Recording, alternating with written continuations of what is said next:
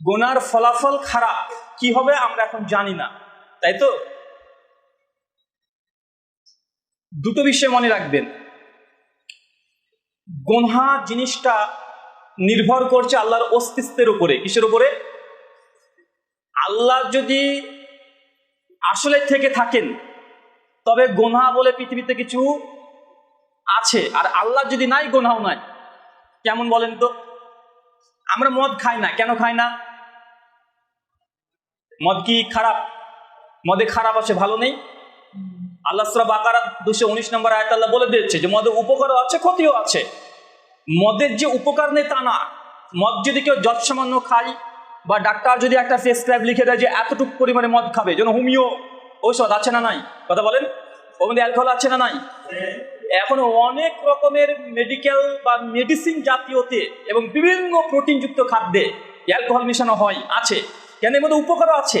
আল্লাহ সুবহানাহু ওয়া তাআলা কোরআন মাজিদে বলে দিয়েছে মদে উপকারও আছে, ক্ষতিও আছে। আমাদের মুসলিম সমাজে একটা ভুল আকীদা আছে, কি জানেন? আমরা মনে করি যে আল্লাহ ওই জিনিসকে হারাম করে যেটা আমাদের জন্য ক্ষতিকর। না, আল্লাহ কোনো বৈধ জিনিস, উপকারী জিনিসকে আল্লাহ হারাম করতে পারেন, এটা আল্লাহর ইখতিয়ার। আল্লাহ যেন বনী ইসরাইলের মধ্যে চর্বি খাওয়াকে নিষেধ করেছিলেন। কি খাওয়া? চর্বি খাওয়াকে নিষেধ করেছিলেন। উটের চর্বি খাওয়া যেত না। সূরা আনামের 160 নম্বরে আয়াতের পরপর পড়তে শুরু করবেন। তো বনী ইসরাইলের অনেক হালাল জিনিসকে আল্লাহ সুবহানাহু ওয়া তাআলা কখনো হারাম করেছেন, আর হারামকে হালাল করেছেন। সূরা আরাফ খুলবেন, আয়াত নাম্বার 57-58। আল্লাহ সুবহানাহু ওয়া তাআলা বলেছেন যে মুহাম্মদ সাল্লাল্লাহু আলাইহি ওয়াসাল্লামের যে ভবিষ্যৎবাণী, যে তওরাতে আছে, ইনি এসে কি করবেন? যে অনেক হালাল জিনিসকে তিনি হারাম করে দিবেন, মানে পূর্ববর্তী শরীয়তের, আর কিছু পূর্ববর্তী শরীয়তে যেটা হালাল ছিল সেটা এসে হারাম করবেন, আর কিছু হারাম ছিল সেটাকে হালাল করে দিবেন। তার মানে এতটুকু জেনে রাখেন যে অনেক সময় তো আমরা ইসলামকে বিশ্লেষণ করি কি দিয়ে? অনেক যুবক আছেন, তরুণ আছেন, যারা আমরা বিজ্ঞান, সায়েন্স, টেকনোলজি এগুলো দিয়ে আমরা ইসলামকে পরখ করতে চাই। আবার যে জিনিস আমরা বলি আল্লাহ যেটার হুকুম করেছে, নিঃসন্দেহে সে জিনিসের কল্যাণ আছে। কল্যাণ না থাকলে আল্লাহ বলতেন না যে এই কাজটা করো। ইসলামে অনেক জিনিস আছে যেগুলো দুনিয়াবি কোনো কল্যাণ নাই, ক্ষতি আছে। কথা বুঝতে পারছেন? আপনার শারীরিক সমস্যা হতে পারে ইসলামের কিছু জিনিসকে, বিধানকে মেনে চললে। একটা উদাহরণ দিয়ে বুঝতে পারবেন, তাহাজ্জুদের সালাতে আমরা ওয়াক্তে উঠি, এটা সমস্ত মানুষের জন্য যে শরীরে পারফেক্ট হবে এমনটা নয়। কিছু মানুষের জন্য পারফেক্ট হতে পারে, যে না রাত্রিতে এসে 12টা-1:30টার দিকে উঠছে, ওঠে অজু করছে, সালাত আদায় করছে, এটা তার জন্য কল্যাণকর হতে পারে। শীতের সময়তে কনকনে শীত, ঠান্ডা, সেই সময়তে আপনি রাত্রিবেলাতে উঠছেন, সেই সময়তে আপনার অজু করতে হবে। এটা সায়েন্স দিয়ে, বিজ্ঞান দিয়ে আপনি যতই প্রমাণ করার চেষ্টা করেন না কেন, এটা আপনার জন্য কল্যাণ নেই, কিন্তু আল্লাহর বিধান। কথা কি বুঝতে পারছেন? মানে আপনাকে এখান থেকে আগে বোঝানোর চেষ্টা করছি এই জিনিসটা, ইমানটা কি আগে এটা বুঝতে হবে। ইমান কি, বিশ্বাসটা কি? আল্লাহ কল্যাণ রেখেছে বলেই যে আমরা মানছি এমনটা নয়। আল্লাহ অনেক কল্যাণকর জিনিসকে যদি হারাম করে দেয়, এক বাক্যে মুমিনকে হারাম মানতে হবে। ওর মধ্যে কি কল্যাণ আছে, কি অকল্যাণ আছে দেখার প্রয়োজন নেই। কথা বুঝতে পারছেন? কেননা আমাদের অনেকে আমরা দেখি এটাই মনে করি যে ভাই নামাজ পড়ছি তো নামাজে আল্লাহকে কল্যাণ আছে, দুনিয়াবি কল্যাণ আছে, এই জন্য আমি পড়ছি। মানে রুকুতে যাচ্ছি, সিজদা যাচ্ছি, বৈজ্ঞানিক অনেক উপকার আছে। আমার ব্লাড প্রেশার যদি হাই থাকে এটা কমে যাবে। অনেক কিছু আমরা যুক্তি দিচ্ছি, এই যুক্তিগুলো জাস্ট যুক্তি, এগুলো ইমান নয়। এগুলো কি? এগুলো ইমান নয়, এটা বিশ্বাস নয়। এটা আমরা জাস্ট বুঝাচ্ছি মানুষকে, এই জন্য একটা হিকমা হিসাবে, তবে এটা ইসলামের সত্যতার মূল কথা নয়। এটা 1 নম্বর পয়েন্ট মনে রাখবেন। দ্বিতীয় পয়েন্ট যেটা আমি বুঝাচ্ছিলাম, আল্লাহর অস্তিত্বের সঙ্গেই জড়িত আছে মোরালিটি তথা নৈতিকতা, সৎ অসৎ, ন্যায় অন্যায়, গোনা নেকি। আমরা মদ এই জন্য আমরা এটাকে হারাম মনে করি, এটা আল্লাহ নিষেধ করে দিয়েছে। আমরা নিজের আপন বোনের সঙ্গে বৈবাহিক সম্পর্ক এই জন্য হারাম কাবিরা গুনাহ মনে করি, যেহেতু আল্লাহ নিষেধ করে দিয়েছে। নিজের মায়ের সঙ্গে নোংরামি করা, এটা আমরা এই জন্য হারাম মনে করি যেহেতু আল্লাহ এটাকে হারাম করেছে। কথা বুঝতে পারছেন না? আচ্ছা, যে আল্লাহকে বিশ্বাস করে না, যে বলছে আল্লাহ নেই, স্রষ্টা নেই, গড নেই, ক্রিয়েটর নেই, এই গোটা বিশ্বজগৎ হঠাৎই একটা সিঙ্গুলারিটির মধ্যে ছিল, পরবর্তী সময় একটা বিগ ব্যাং হয়ে গেল, আর বিগ ব্যাংয়ের কারণে হঠাৎই অ্যাক্সিডেন্টের মাধ্যমে আমাদের গ্যালাক্সিগুলো তৈরি হয়ে গেল। মানে এই সৃষ্টি জগৎ তৈরি হয়েছে শূন্য থেকে, আচ্ছা না নাই কথা বলেন, বা বিগ ব্যাং থেকে, সিঙ্গুলারিটির মাধ্যমে। তো তাদের কাছে স্রষ্টা বলে কেউ নেই। এখন প্রশ্ন, যারা স্রষ্টাতে বিশ্বাসী নয়, যারা আল্লাহর অস্তিত্বে বিশ্বাসী নয়, তাদের কাছে নিজের বোনের সঙ্গে বিয়ে করা এটা ন্যায় না অন্যায়, গুনাহের কাজ না নেকির কাজ, নৈতিক না অনৈতিক, ভাই প্রশ্ন আসে কি আসে না কথা বলেন? আমাদেরকে আল্লাহ নিষেধ করে দিয়েছে, আমরা হারাম মনে করি। ভাই ভারতের সংবিধানে নিষেধ আছে? কথা বলেন। ভারতের সংবিধানে নিজের বোনকে বিয়ে করতে পারবেন না লেখা আছে? পৃথিবীর কোনো সংবিধানে নিজের আপন বোনকে বিয়ে করা যাবে না লেখা আছে? লেখা নেই। বরং কি লেখা আছে? যদি অ্যাডাল্ট হয়ে যায়, 18 বছর ক্রস হয়ে গেছে, দুজন ছেলে মেয়ের সম্মতিতে যা ইচ্ছা তাই করতে পারবে। বিয়ে না করেও যদি 18 বছরে শারীরিক সম্পর্ক, ফিজিক্যাল রিলেশন করে, এটা লিগ্যাল, এটা অনুমোদিত। এটা অনুমোদিত কি অনুমোদিত নয়? কথা বলেন। কেস হবে না, এটাকে কেস হবে না। 18 বছর ম্যাচুরিটি পার হয়ে গেছে, ছেলে মেয়ে তারা অন্য জায়গাতে ফিজিক্যাল সম্পর্ক করছে, শারীরিক সম্পর্ক করছে, নিজের আপন ভাই বোন হলেও দেশের সরকার আপনাকে নিষেধ করবে না। কেন? এটা গোনা না। কারণ তাদের যে গোনা বলে কিছু নেই, আছে ক্রাইম। কি আছে? অপরাধ। যদি কোনো মেয়েকে তার সম্মতিবিহীন কিছু করে দেন, তার বয়স যদি 40 হয়ে যায়, তাহলে এটা ক্রাইম, অপরাধ। কিন্তু আপন বোনের সঙ্গে কেউ যদি গোটা বিশ্বের ল অনুযায়ী, আইন অনুযায়ী আপন বোনের সঙ্গে, ভাই বোন হোক বা নিজের আরো রিলেটিভ হোক, নিজের মায়ের সঙ্গে হোক, বাপ মেয়ের সঙ্গে হোক, এরা যদি নিজেরাই যদি নিজের সঙ্গে সম্মতিতে তারা শারীরিক সম্পর্ক করে, পৃথিবীর কোনো আইন বাধা দেবে না। তো কোনটা হারাম আর কোনটা ক্রাইম বুঝতে পেরেছেন? বুঝতে পারলেন না? কারা কারা বুঝতে পারেননি একটু হাত তোলেন। সবাই বুঝতে পেরেছেন? মাশাআল্লাহ। মানে আমি এটা বুঝাচ্ছি যে অনেক সময় আমরা যখন এগুলো আলোচনা করি, তো তখন নাস্তিকদের তরফ থেকে একটা অভিযোগ আসে। কি জানেন? ওরা বলে, আরে মুসলমান তোমরা যেটাকে হারাম মনে করছো, আমরা তো নাস্তিকরা সেটাকে হারামই মনে করি, আমরা তো এটাকে বাধ্যতামূলক মনে করি না। তার মানে আমরা আল্লাহর দেওয়া বিধান মানছি আর তারা দেশের সংবিধান মানছে। সংবিধানে আছে ক্রাইম, মানে আপনি কোনো একটা মানে খারাপ কাজ করেছেন, এর জন্য দণ্ডবিধি আছে না নাই? চুরি করলে ভারতের আইন আছে না নাই? ডাকাতি করলে আছে না নাই? রেপ করলে একটা সাজা আছে না নাই? ঠিক একইভাবে দিন ইসলামের মধ্যে কমপ্লিট ভাবে এমন কিছু ক্রাইম আছে, এমন কিছু গুনাহ আছে, সেই গুনাহগুলো যদি আপনি করেন, তাহলে আপনাকে এই দুনিয়াতেও শাস্তি পেতে পারেন, আবার মৃত্যুর পরে আপনার জন্য শাস্তি আছে। ইসলাম শাস্তিকে 2 ভাগে ভাগ করেছে। কয় ভাগে? আবার বলেন, কয় ভাগে? 2 ভাগে। 1 দুনিয়াবী শাস্তি, আর 2 পরলৌকিক শাস্তি। আর এই 2 রকমের শাস্তির মধ্যে কিছু শাস্তি আছে 2 দিকেই পাবেন, মানে এ জগতেও পাবেন, আবার কিয়ামতের মাঠেও পাবেন। আর কিছু কিছু শাস্তি আছে শুধু এই জগতেই দেবে, আল্লাহ পরকালে দেবে না। মানে অনেকগুলো ক্যাটাগরি আছে। কথা বোঝা যাচ্ছে না মনে হয়? এর মধ্যে আপনাকে শুধুমাত্র বোঝানোর চেষ্টা করব, যেসব গুনাহগুলোকে আমরা ছোট মনে করি, মানে গুনাহকে গুনাহই মনে করি না। আমি তো অবাক হই যে মুসলিম উম্মাহ সবচাইতে যেটা বড় গুনাহ, সবচাইতে যেটা বড় পাপ, আমরা ওটাকে ইবাদত মনে করি। আছে না নাই? আল্লাহ বলছেন সূরা লুকমান আয়াত নম্বর 13, ইয়া বুনাইয়া। লুকমান হাকিমের কথা নকল করছেন। লুকমান হাকিম তার সন্তানকে বলছেন, ছোট্ট সন্তান, ইয়া বুনাইয়া, হে আমার বৎস, হে আমার শিশু, আমার ছোট্ট বাচ্চা সন্তান, লা তুশরিক বিল্লাহ, তুমি কখনো আল্লাহর সঙ্গে শিরিক করো না। ইন্নাশা শিরকা লা জুলমুন আযীম, নিশ্চয়ই শিরিক এটা অনেক বড় জুলুম। জুলমুন আযীম, অনেক বড় জুলুম। মানে আসিম দিয়ে নির্দিষ্ট কোনো কিছু নাই, মাপ নাই।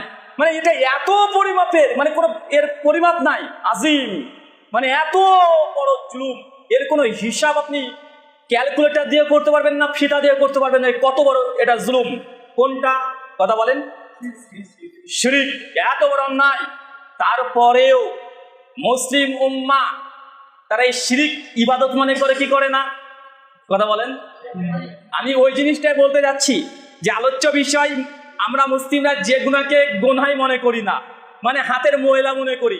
মানে একটা কোটিপতির কাছে যেমন 5 টাকা 10 টাকা কোনো ময়লা মানে মূল্য নেই, আমরা বলি ওকে চাই 10 টাকা হাতের ময়লা, মানে কোনো ব্যাপারই নয়।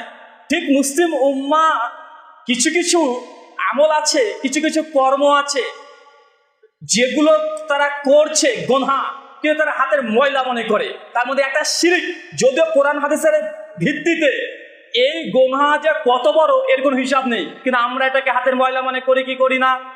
এখন শিরকের যদি আমরা চার্ট দিতে চাই, এর জন্য একটা আলাদা বক্তৃতা লাগবে। আছে না নাই? যে মুসলিম ইবাদত মনে করে, যারা দেখবেন মাজারে চলে যায়, ওটাকে শিরক মনে করছে না ইবাদত মনে করছে? এটাকে ছোট ইবাদত না বড় ইবাদত মনে করে? কেউ হাতে কেউ ফেরে না খালি হাতে খাজারে তোর দরবার হতে, মানে ও মনে করেন এটা শিরক, বরং মনে করে এটা আল্লাহর কাছে যাওয়ার ডাইরেক্ট শর্টকাট রাস্তা। এর যেটা শর্টকাট রাস্তা নাই। আল্লাহর ওলিকে খুশি করো, ডাইরেক্ট নৌকাতে যাবার, জান্নাতে টুকুস করে নেমে পড়ো। বা আছে না নাই? মানে মানুষ আল্লাহর ভাষাতে যেটা সবচেয়ে বড় গুনাহ, বান্দা মনে করছেন সবচেয়ে দ্রুত আল্লাহর কাছে যাওয়ার রাস্তা হচ্ছে এটা। এর চাইতে আর সহজ কোনো রাস্তা নাই। একটাই করো, আজমির শরীফে চলে যাও, যে কোনো পীরের দরবারে চলে যাও, তার কাছে দোয়া করো। দোয়া না করতে পারো, পীরকে মাঝখানে দোয়ায় ওসিলা করে নাও। আছে না নাই? আছে।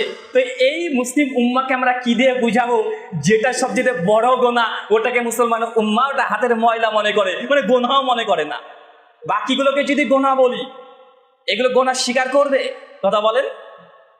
যেটা সবচেয়ে বড় গুনাহ, প্রতিদিন মুসল্লি ইমাম যারাই নামাজ পড়ে নামাজে বলছে ইয়াকা না'বুদু ওয়া ইয়াকা নাস্তাইন, হে আল্লাহ আমি তোমারই ইবাদত করি, তোমার কাছেই সাহায্য চাই। প্রতিদিন বলছে আল্লাহ তোমারই ইবাদত করি। কার ইবাদত? আল্লাহরই ইবাদত করি, আর আল্লাহ তোমার কাছেই সাহায্য চাই। বেচারায় মাজারে গিয়ে 2 রাকাত নামাজ পড়ছে এই সূরা পড়ে। কথা বুঝতে পারলেন না ভাইজান? এখন সূরা ফাতিহা পড়ে নামাজ শেষ করে আবার মুনাজাত ধরেছে, বলছে আল্লাহ বড় পীর আব্দুল কাদের জিলানী রাদিয়াল্লাহু তাআলা আনহু বলে কি বলে না? রাদিয়াল্লাহু তাআলা আনহু রসিলায় তুমি আমার মেয়ের একটা সালমান খানের সঙ্গে বিয়ে লাগিয়ে দাও। আছে না? মানে যা প্রয়োজন বড় পীর আব্দুল কাদের জিলানী। আছে না নাই? নাম নিলে আগুন হয়ে যায় পানি। মানে আপনাকে আমি এটা বুঝাচ্ছি যে আমার উম্মাহ, আমাদের মুসলিম জাতি শুধুমাত্র এই শিরক যেটা সবচেয়ে বড় গুনাহ, এটাকে যতক্ষণ না বুঝবে ততক্ষণ পর্যন্ত অন্য গুনাহ যে কি এটা আমরা বলতে ব্যর্থ। কারণ আমরা যদি এখন বলি যে চাচা টাকনার নিচে যে লুঙ্গিটা আপনার আছে, আপনি কি মনে করেন? গুনাহ মনে করেন? কথা বলেন। সমাজে কি বলে হুজুররা? দেখবেন 3 তলা যারা টুপি পরে, 3 তলা টুপি বলছেন না ভাই? 3 তলা টুপি বলেছে, মুখে একটা পান দিয়ে দিয়েছে 350 গোপাল সুরভি, আর সঙ্গে সঙ্গে গলাতে দেখবেন একটা লাল বা নীল বা সবুজ বা মেরুন কালার একটা কি যেন ঝুলে রেখে দিয়েছে। শীত গ্রীষ্ম বর্ষা সবসময় মাফলার ঝুলছে। আছে না ভাইজান?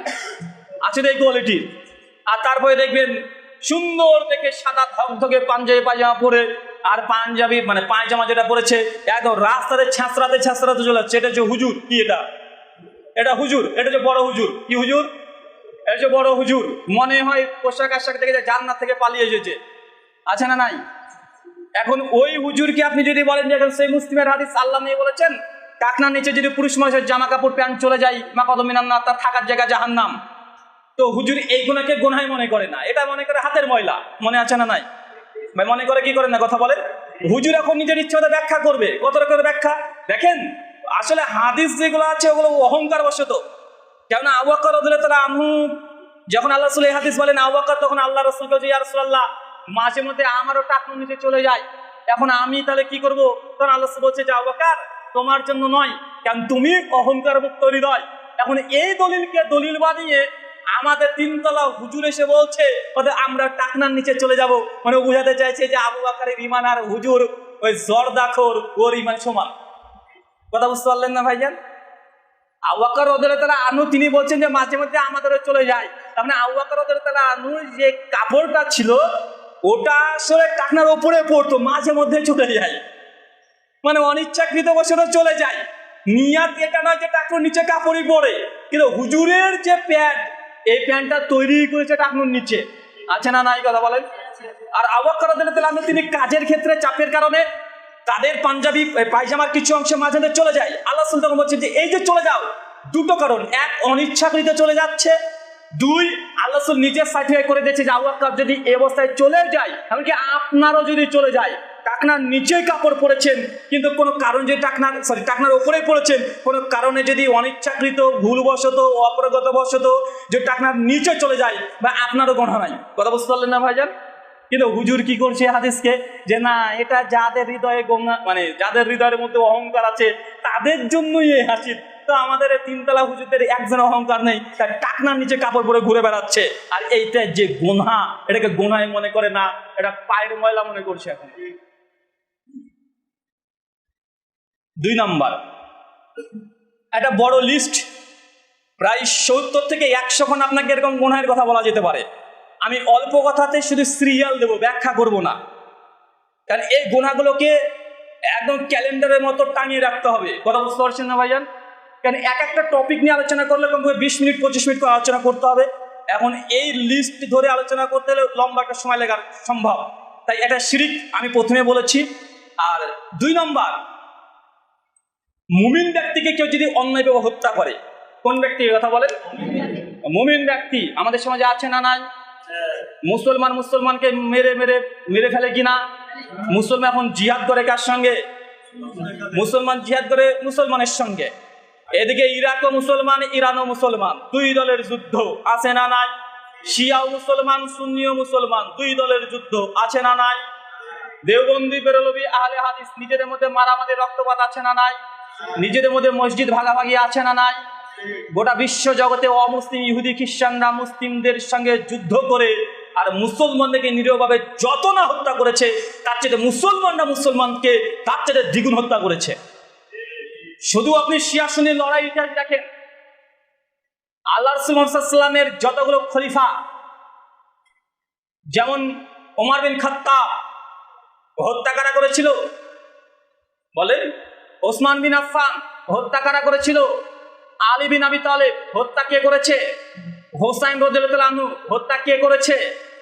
জঙ্গে জামাল, জঙ্গে সিফফিন, যে যুদ্ধগুলো হয়েছিল কাদের সঙ্গে? কথা বুঝতে পারছেন না? সব মুসলমান, 2 দলই মুসলমান, 2 দল 2 জনকে মারে।